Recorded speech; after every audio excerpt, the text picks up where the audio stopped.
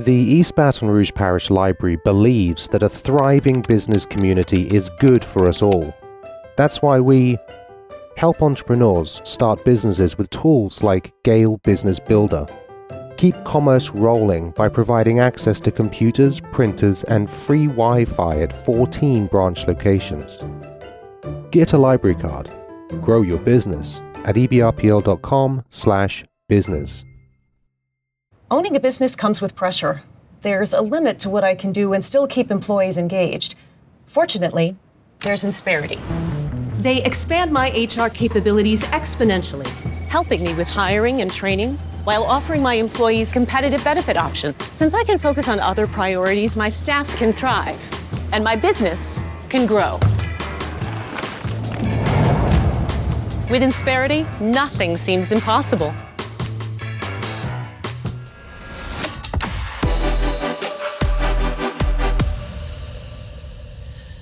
Good morning and welcome to Strictly Business. I'm your host, Penny Font. This webcast features conversations with Louisiana's most influential CEOs, entrepreneurs, and community leaders with the goal of providing insights, ideas, and inspiration to help you and your business grow. We want to keep Strictly Business as interactive as possible. So for those joining us live, here's an icebreaker question for you.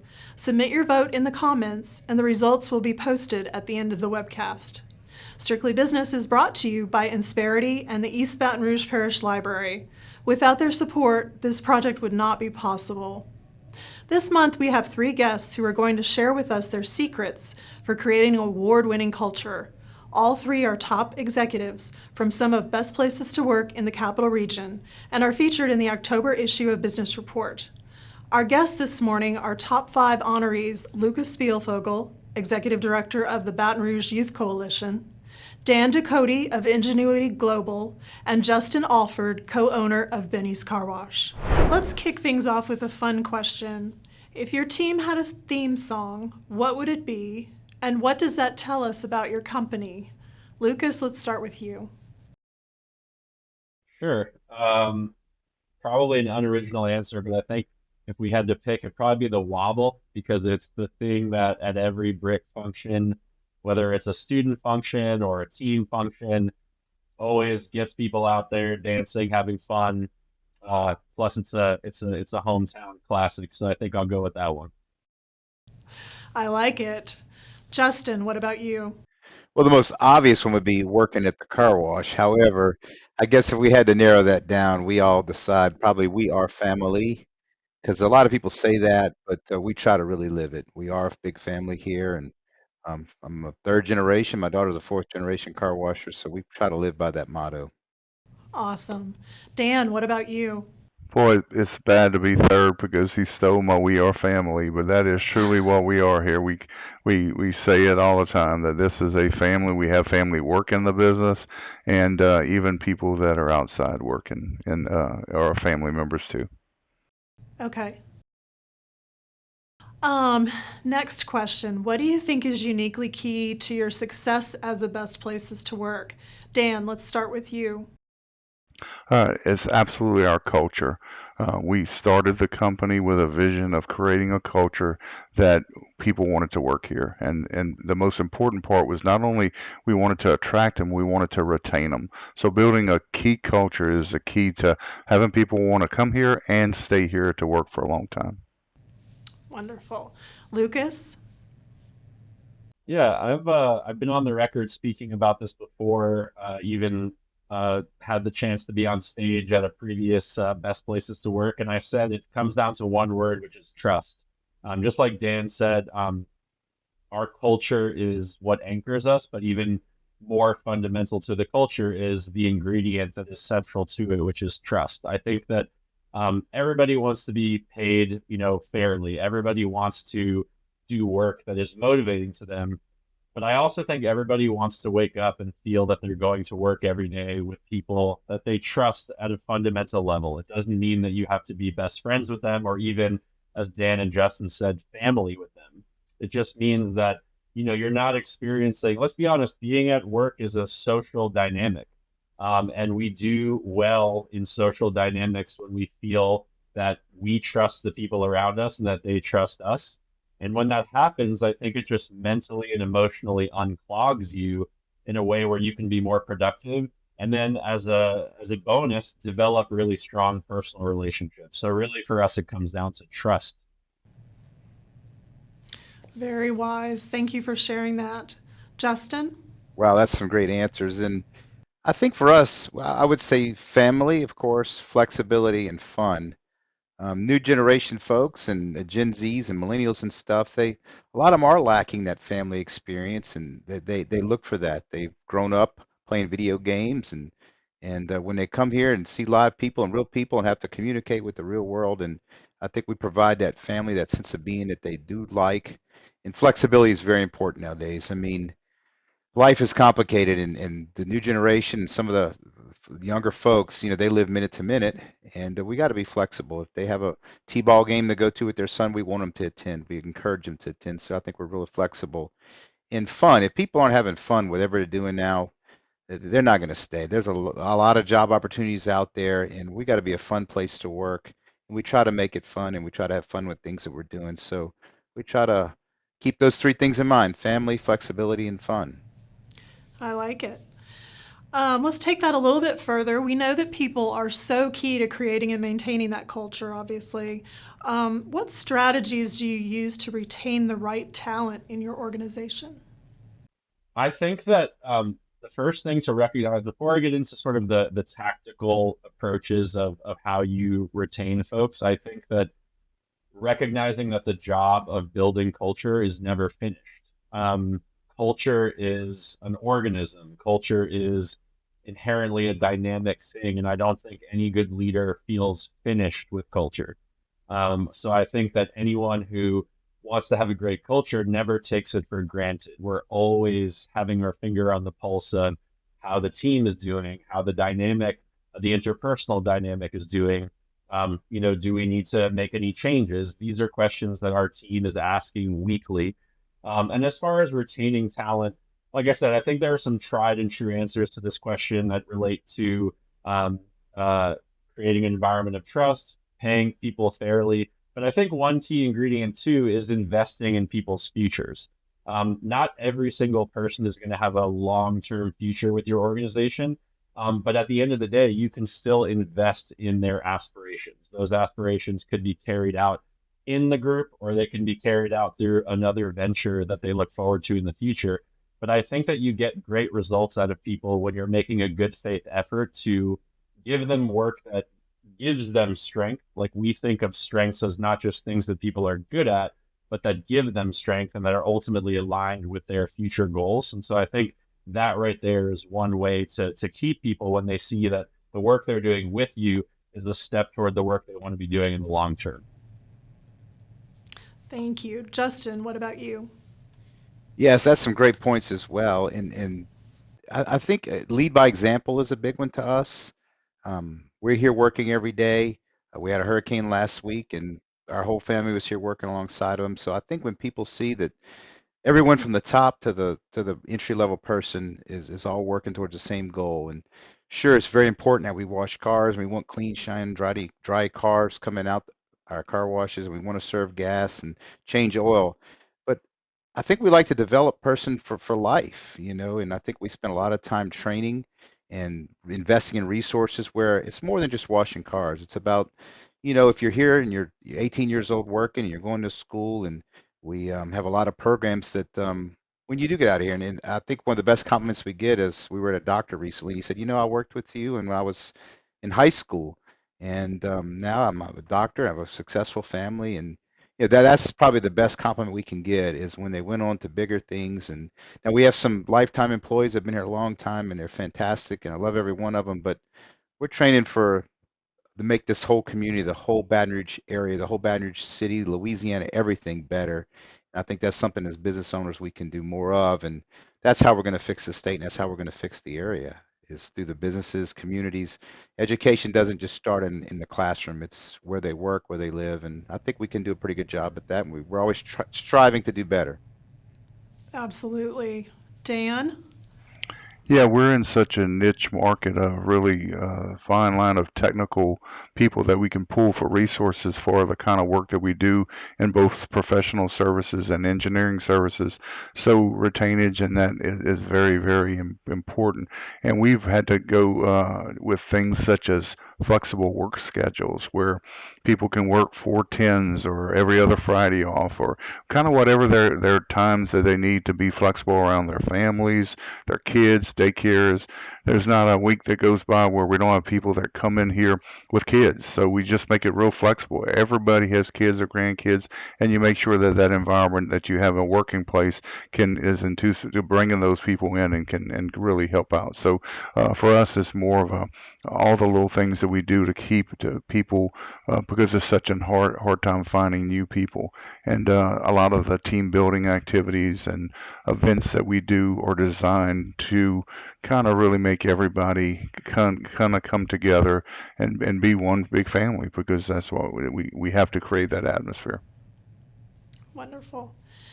Lucas, how do you ensure that your team remains aligned with the mission of the Baton Rouge Youth Coalition? So I think that the most important way we can do that is by anchoring our work in the day-to-day results that we expect. And so at BRIC, the way that we manage our goals is through a system that probably many people have heard of called Objectives and Key Results, or OKRs.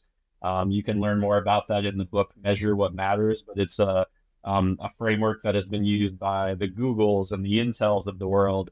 And we found that it really simplifies how we do goal management. And we have two critical numbers at BRIC. One is that we expect 80% attendance over the course of any given school year from our students, and that we expect at least 90% retention, meaning that 90% of students who start the year end the year with us. And I think these are the two most meaningful ways to keep our team anchored in our mission, because yes, at the end of the day, we have a very lofty mission, but it only is meaningful insofar as we're able to carry it out by having our students be here to benefit from our various programs, our mentoring opportunities, our tutoring, and all the other resources and services that are at their disposal. And so to keep it short and simple, the best way to keep them connected to the mission is by keeping them connected to meaningful results. Justin, describe the process and criteria for the outstanding performance recognition at Benny's. So we have something called a WOW program. If a team member or staff member does something that's a little bit above and beyond. For example, we've had team members change tires. Somebody pulling the lot and there's a flat tire, we've had them change it.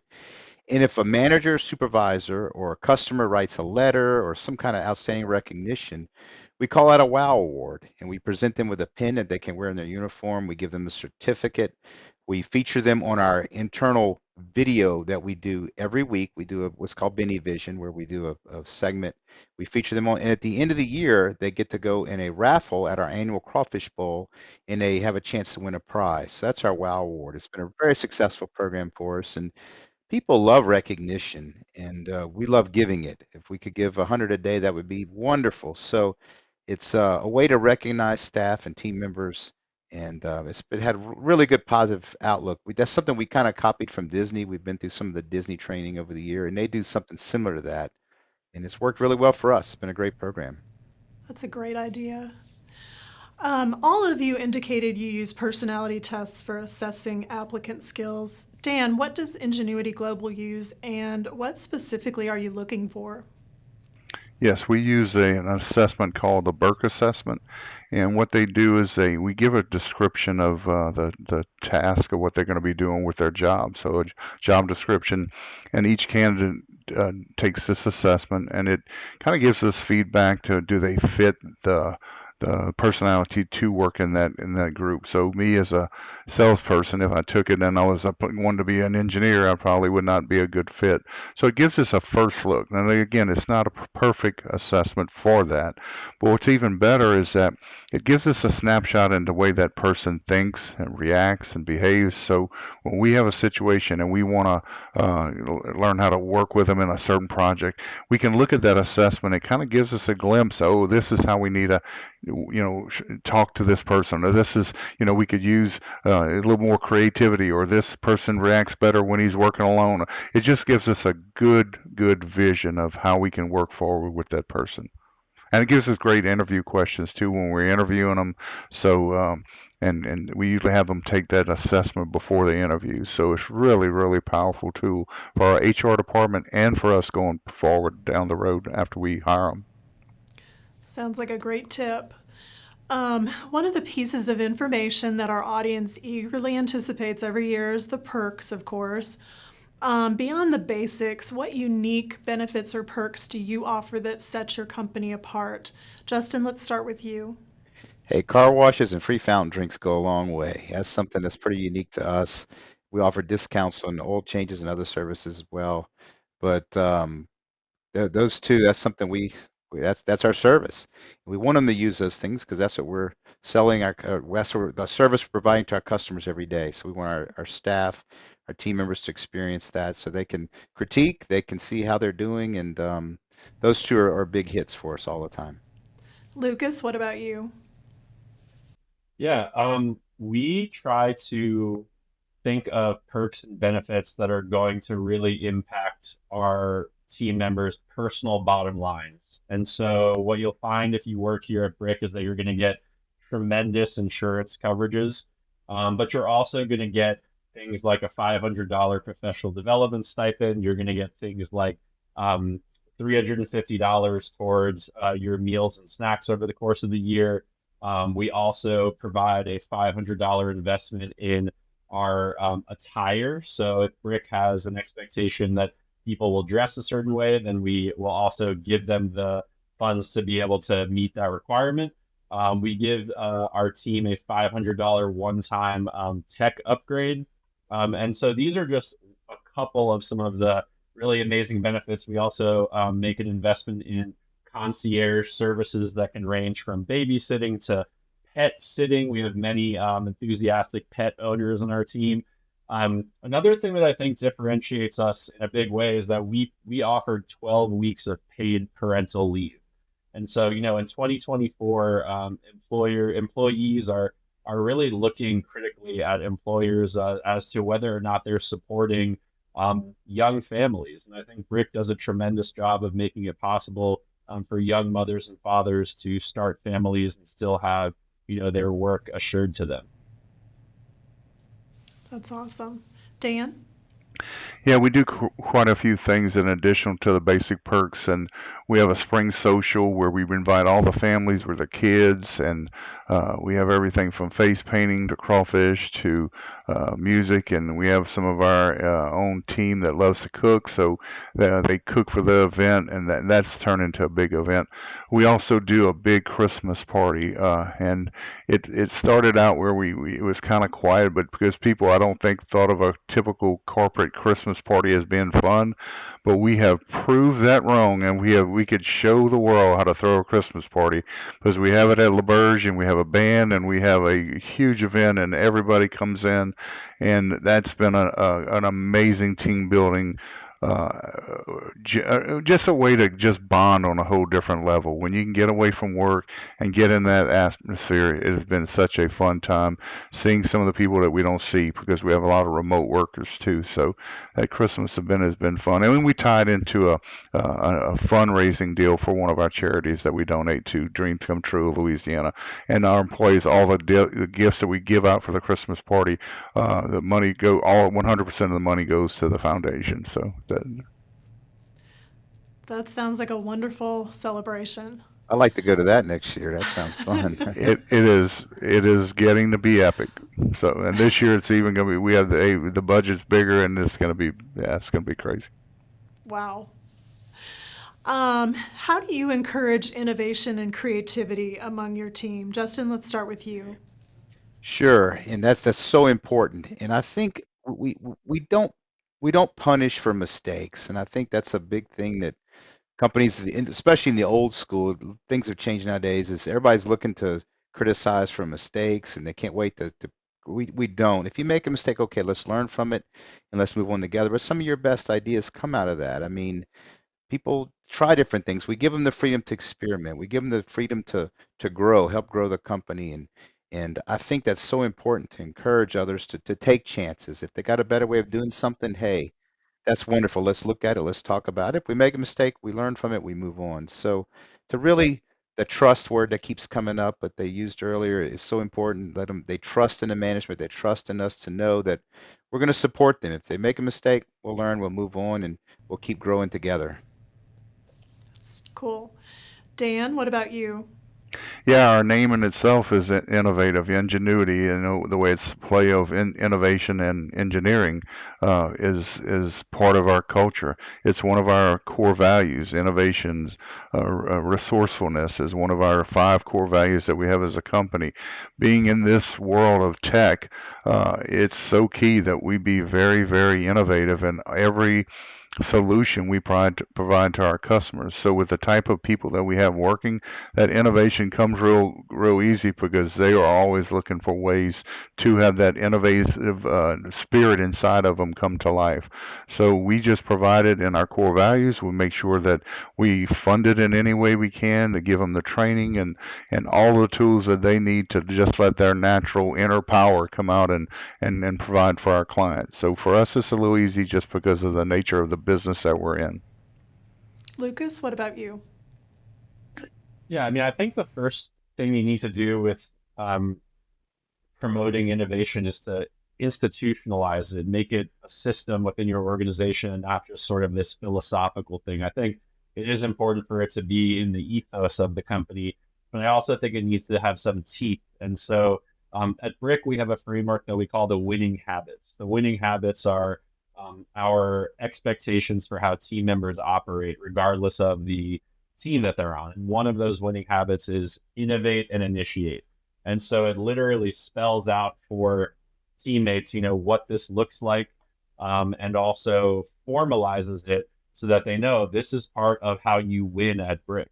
And so start there, but then after that, reward folks who do it, and make sure that the people who may be more junior to them are seeing that these people are being rewarded. And really, I say junior, but it's really agnostic to what level of the organization you're at, whether you are the newest, most junior employee or you're a senior level employee.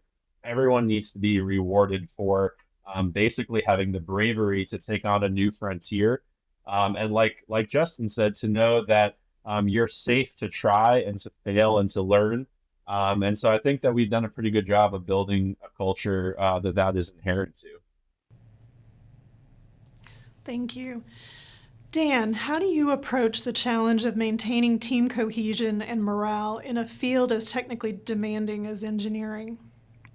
Yeah, that's a tough thing because in addition to that, we also have a lot of remote employees. So to have that team concept, that cohesion and the unity, it's always a challenge. And when you have a staff that's just in one office, it's a lot easier. We found ways that we can just communicating, reaching out. A lot of our business unit managers stay in touch with the people, keep them informed on what's going on in the corporate office in Baton Rouge. We're always looking for ways to reach out. We make a valid effort to visit them as often as we can and invite them to things like our spring social and our Christmas event. So it takes a lot of things to make sure that the cohesionness. But probably one of the biggest things is that when we set our core values, we hire based on our core values. So when you have a lot of people that believe and feel in the same things, it makes it a lot easier to keep everybody on the same page. Not that you want to hire clones of everybody, but you just give them that mindset that, hey, you have a company that has these values and they're going to stick to them, and we're not going to vary off of that because of anything else. So that's one of our biggest things that we try to do. Gotcha. Justin, how do you ensure that work-life balance policies are uniformly implemented across different teams? And that is difficult because we are a 24-hour-a-day operation, 365 days a year. So we have to be open. We have to be here for our customers. That is number one. But we do schedule a lot of extra help. We don't run as low as labor as people in our industry do. And flexibility, our managers, our staff level folks, they have a lot of flexibility to handle their staff. They know their people better than I do. The manager at one of our locations knows their staff, and if they see that they need to go to make that T-ball game or be there with their family, they make it a priority. It's a priority. It's the way we operate. And if somebody's got an issue, and I always used to say that a small issue maybe to me could be a big issue to someone else. If somebody's kid is sick, they're worried. They're going to have a tough day. And if we can make that better, if we can make them happier or support them in some kind of way, we try to make that a priority to do that. And it starts with allowing our supervisors, our managers, and our lower level staff to really have the flexibility and the freedom to come to us and say, hey, somebody is having a rough day. What can we do to help them? And we have a lot of examples of that. Back to the floods of 2016, we've helped rebuild houses. We've just used a lot of flexibility in how we operate. And it is a priority of ours, and it is something we try to make important, that our staff has that freedom and flexibility to make sure that they do have life outside of work. That does make a difference. Lucas, how do you ensure that your employees' voices are heard and their ideas are considered in decision-making processes? I think similar to what Justin said, it really gets conveyed through your middle managers, through the people who are responsible for caring for and supporting their direct reports. And so we have, monthly managers meetings. Our senior leadership team meets every single day, every single week, sometimes every single day. And a part of that meeting is there's always a section to discuss personnel, to make sure that, if anyone is having a particular issue, we're checking in with that person. We're making sure that that person's concerns are being voiced, but also in the way that we're training our managers is to be servant leaders. It's literally written in the literature of how we train our managers, is to think of themselves as being responsible for serving their direct reports, and definitely not the other way around. And then finally, just backing all the way up again to our trust statements. If you read our trust statements, you'll see that inherent to those trust statements, it's to create an environment in which people feel comfortable voicing their concerns and knowing that they're going to be not only penalized, but rewarded for raising red flags. We actually emphasize a lot the idea of a red flag mechanism, which is from the book Good to Great. And we stress to our employees, our teammates, that if we don't know that something is amiss, then we can't address it. And it's actually a really positive thing to raise a red flag, because it's a part of our data workflow. How do we address the problems? And our employees are best suited to identify them of anybody. So true. Thank you. Mental health among executives and their teams is emerging as a major focal point for companies. I notice some of you provide training to your managers on how to spot and navigate mental challenges your team may be facing. Talk to me about what you're doing in your workplace and the results you're seeing.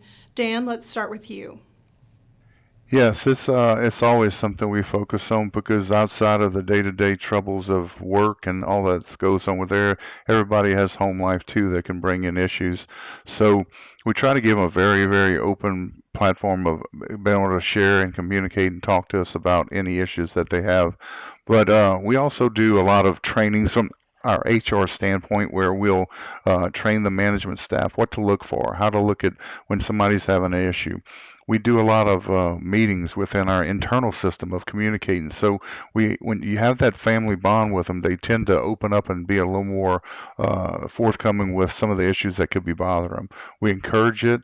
It's part of our work hard, play hard atmosphere. We're going to ask them to work hard, but we want them to play hard too. So giving them that time to get away and enjoy their family. We have an unlimited PTO policy, and which is kind of unheard of years ago, but we've implemented that because we wanted to make sure that our people had that balance, had that work-life balance, and we're able to go spend time with our families when they need it. And it's when they're doing that and they're having fun at work, man, that's a good blend. So there's a lot of different ways you can adjust that. Training and giving them that work-life balance is key to us. Lucas?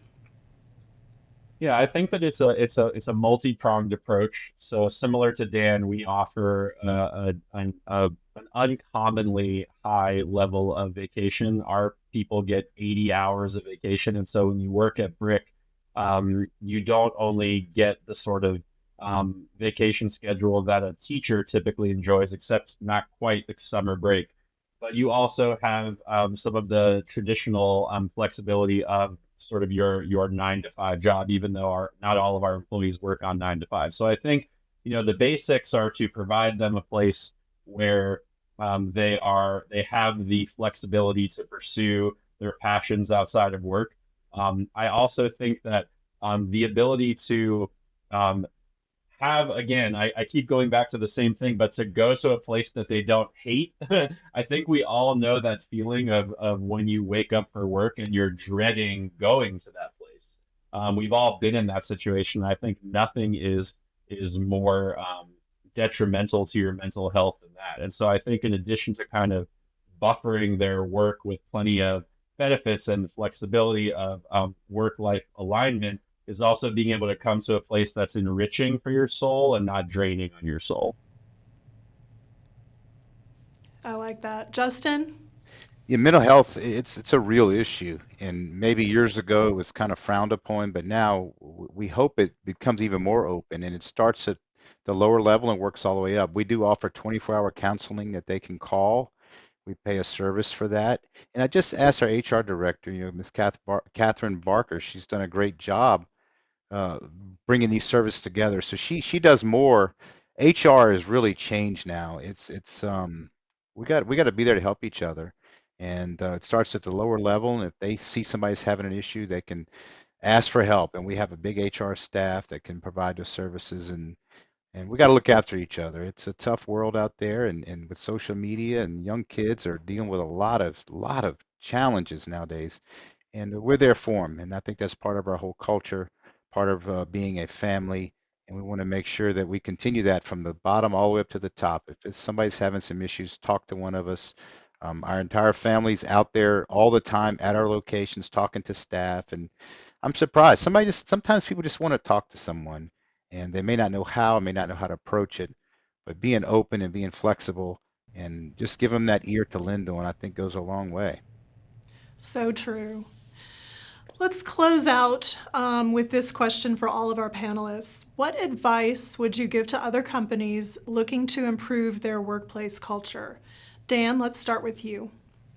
Well, to me, it's an easy formula. If you have your values that are clearly defined by your company, and you hire people that believe and love those values, and you don't just lay out a culture, you live it, you breathe it, even if it's some, I want to say anti-business, but even if you have to be flexible outside of the business world, and it's not just all about the cash, that you can start having that personal feel to where it becomes an instant culture that they believe in, and because it does absolutely no good to have a fake culture and a fake morals and values and then don't enforce them and show your people that you truly mean by them. So be genuine, be real, and come up with a culture that your customers will be proud of you having.